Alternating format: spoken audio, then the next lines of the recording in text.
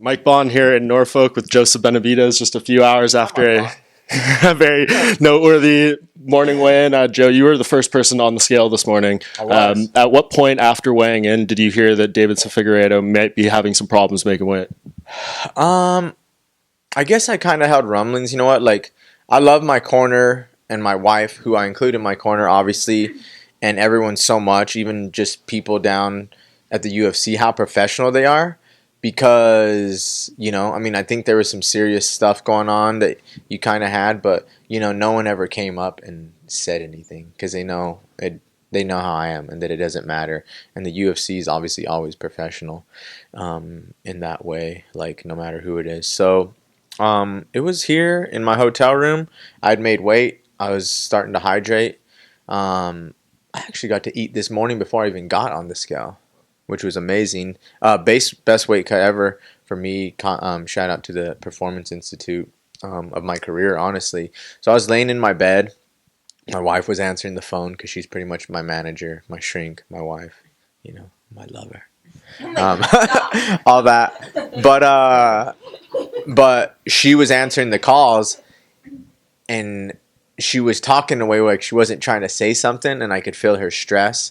And she's like, "Yeah, I gotta go. Well, he's sleeping right now. Like, nope, we'll talk about it later. It doesn't need to be." And she's like, and then she came up to me and she's like, "Look, your opponent missed the weight."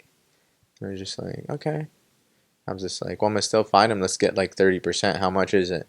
And then it was like 2.5 pounds. And, I weighed in a half pound under. So I was like, that's 3 pounds. That's what they usually do for 30% of his purse. And never was in my mind to obviously not take the fight. I was just said, oh, okay, well, like, let's see what we can do. Obviously, I want him to suffer more.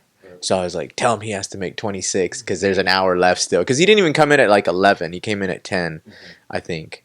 So it was like, you have an hour, and you're 2.5 over, whatever. So anyway, yeah, that was about it. But it never crossed my mind. I mean, I think it was more stressful for everybody else around me that really cares and having to handle it. Because I really didn't have to handle things. I was on my pillow, sucking on my pillow, as they say.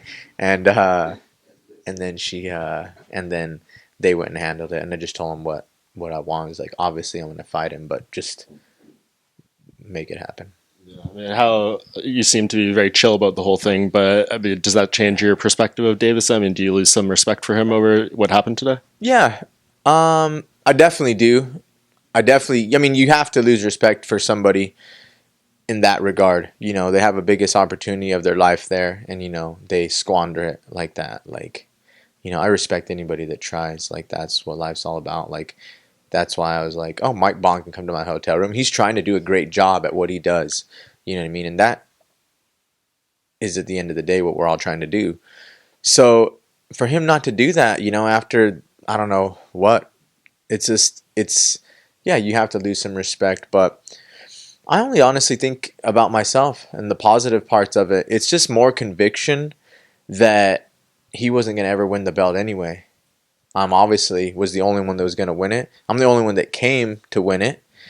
And it doesn't change what I'm going to do. I mean, he tried to get out of the first fight he did, when it got moved a week up. He had a weight issue.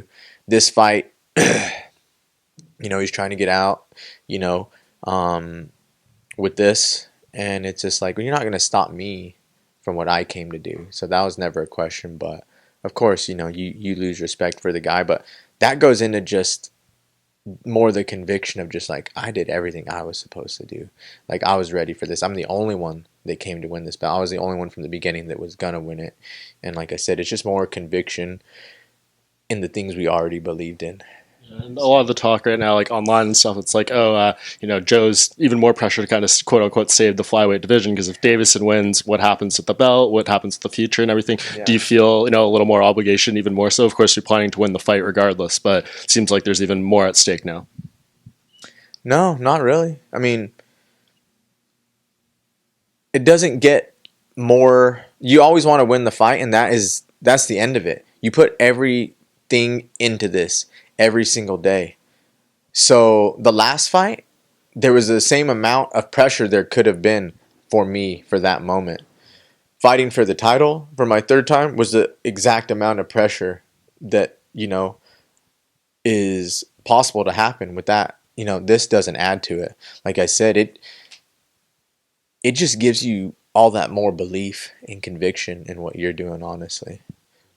So for me, it's that outlook that I take away from it. Very interesting times, and obviously fight tomorrow night. What does the next 30 or so hours look for you before you head to the arena, get in the cage? Chilling, hanging out, rehydrating, eating, hanging out with my corner and the people around me. Dinner tonight. We have a ceremonial weigh-in, which is just, the formality of that.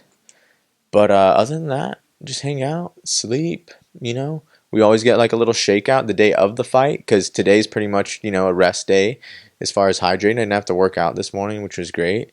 So same thing I would do with, every fight week, We hang out here. My corner brought me coffee, been eating. We've been just laughing, making jokes in here, talking about things I can't talk about on camera, God knows what, and just having a good time.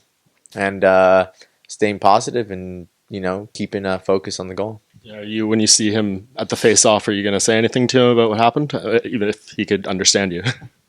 I mean, that's the thing. He doesn't understand me. I mean, what's there to be said that hasn't been said? I mean, he's the one that, at the end of the day, there's nothing I can... He has to look in the mirror every day. He has to deal with that himself.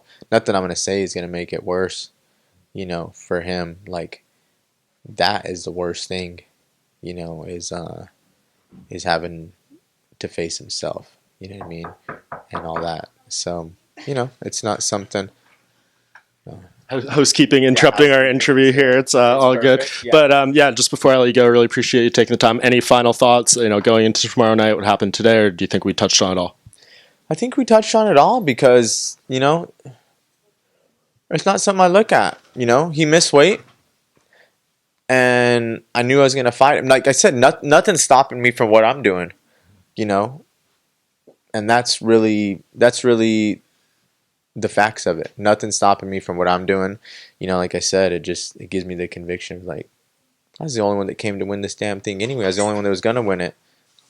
That was happening regardless. That was if he made weight, it was the same thing. So, yeah.